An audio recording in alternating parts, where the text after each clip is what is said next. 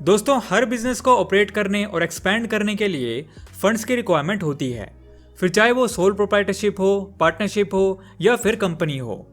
इस वीडियो में हम कंपनी से रिलेटेड इक्विटी कैपिटल के बारे में समझेंगे, जिसके अंदर बहुत सारी टर्म्स होती हैं, जैसे authorised capital, paid up capital, issued capital etcetera, जिनके बारे में हम डिटेल में बात करेंगे। तो चलिए स्टार्ट करते हैं।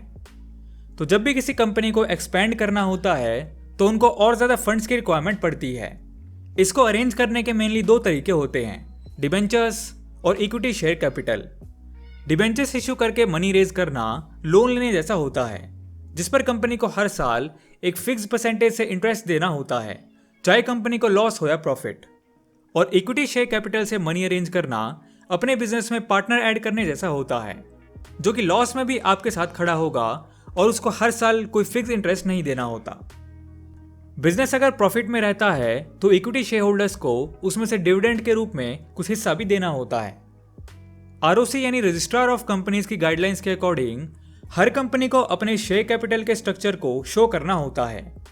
पब्लिक कंपनी के केस में जनरली शेयर कैपिटल को 2 पार्ट्स में डिवाइड किया जाता है, जो कि है authorised capital and paid up capital. Authorised capital वो मैक्सिमम अमाउंट होती है जिस अमाउंट के लिए कंपनी शेयर इशू कर सकती है। इससे ज्यादा के शेयर इशू करने के लिए कंपनी लीगली अलाउड नहीं होती। हालांकि अगर ऑथराइज्ड कैपिटल से ज्यादा के शेयर इशू करने हैं तो उसके लिए पहले ऑथराइज्ड कैपिटल को आरओसी यानी रजिस्ट्रार ऑफ कंपनी से परमिशन लेकर इंक्रीज करवाना होगा। ऑथराइज्ड शेयर कैपिटल को कंपनी के मेमोरेंडम ऑफ एसोसिएशन में मेंशन किया होता है। इस वीडियो को पूरा देखिएगा क्योंकि लास्ट में इन सब को विद एग्जांपल समझेंगे, जिससे आपको ये कंसेप्ट बिल्कुल क्लियर हो जाएगा। बात करें पेड अप कैपिटल की, तो ये वो अमाउंट होती है जो कि कंपनी के शेयर होल्डर्स से शेयर इशू करने के बदले मिली होती है। जब कंपनी आईपीओ निकालती है तो जो लोग उस आईपीओ के लिए अप्लाई करते हैं और उसके लिए पैसा देते हैं, उसी सम को पेड अप कैपिटल बोला जाता है।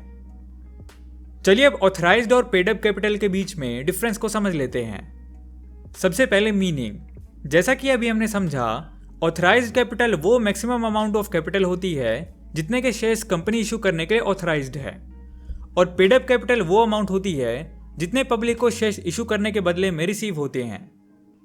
नेक्स्ट है स्कोप। कंपनी ऑथराइज्ड कैपिटल से कम के शेयर्स तो इशू कर सकती है, बट इससे ज्यादा के नहीं कर सकती। पेड अप कैपिटल वो अमाउंट होती है जो पब्लिक से मिली है, तो ये ऑथराइज्ड कैपिटल से ज्यादा नहीं हो सकती। Next is net worth calculation. Authorised capital बस ये मेंशन करने के लिए यूज होती है कि कंपनी कितनी अमाउंट पब्लिक से मंगवा सकती है। इसको कंपनी की नेटवर्थ कैलकुलेट करने में यूज नहीं किया जाता। पेड अप कैपिटल को कंपनी की नेटवर्थ कैलकुलेट करने के लिए यूज किया जाता है। अगला है नेचर। ऑथराइज्ड कैपिटल को आरओसी और शेयर होल्डर्स के अप्रूवल लेने के बाद मेमोरेंडम ऑफ एसोसिएशन में चेंज करके इंक्रीज किया जा सकता है। पेड अप कैपिटल वो अमाउंट होती है जो रिसीव हुई है, ये कभी भी ऑथराइज्ड कैपिटल से ज्यादा नहीं हो सकती।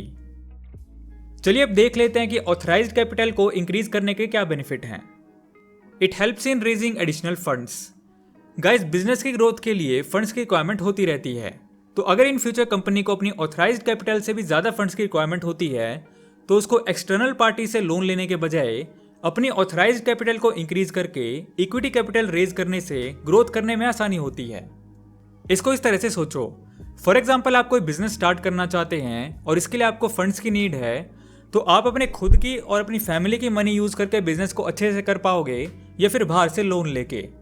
आप कोशिश कर सकते हैं कि बाहर से कम लोन लिया जाए, क्योंकि लोन या डेट एक फिक्स कॉस्ट होती है जो आपको इंटरेस्ट की फॉर्म में देनी होती है, चाहे आपको प्रॉफिट हो या लॉस हो।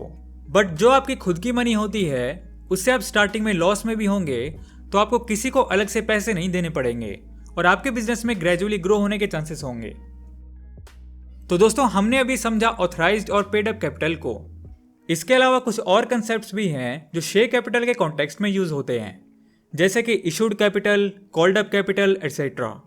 ये टर्म्स प्रैक्टिकली बहुत कम यूज में होती हैं। इशूड कैपिटल वो कैपिटल होती है जो कंपनी पब्लिक को सब्सक्राइब करने के लिए ऑफर करती है। एंड कॉल्ड अप कैपिटल, कई बार क्या होता है कि कंपनी शेयर्स के अमाउंट को इंस्टॉलमेंट्स में मंगवाती है, वहां इस कॉल्ड अप कैपिटल का कंसेप्ट का यूज होता है। वैसे आजकल इसका यूज देखने को नहीं मिलता, कंपनी एक ही बार में सारी अमाउंट मंगवा लेती है। Called up capital issued capital का वो पोर्शन होता है जिसके लिए कंपनी पेमेंट मांग रही है। जैसे अगर एक शेयर 1000 रुपीज का है तो हो सकता है कि कंपनी ने अभी 800 रुपीज ही मंगवाए हैं, तो इसको बोलेंगे कॉल्ड अप कैपिटल। चलिए इस पूरे कॉन्सेप्ट को एक एग्जाम्पल से समझ लेते हैं।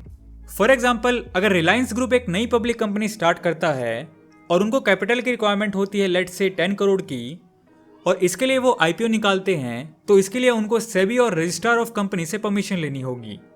जैसे ही ये परमिशन मिल जाती है तो ये 10 करोड़ होगी न्यू कंपनी की ऑथराइज्ड कैपिटल, जो कि ऐसे डिवाइडेड है 1 lakh shares into 1000 rupees per share.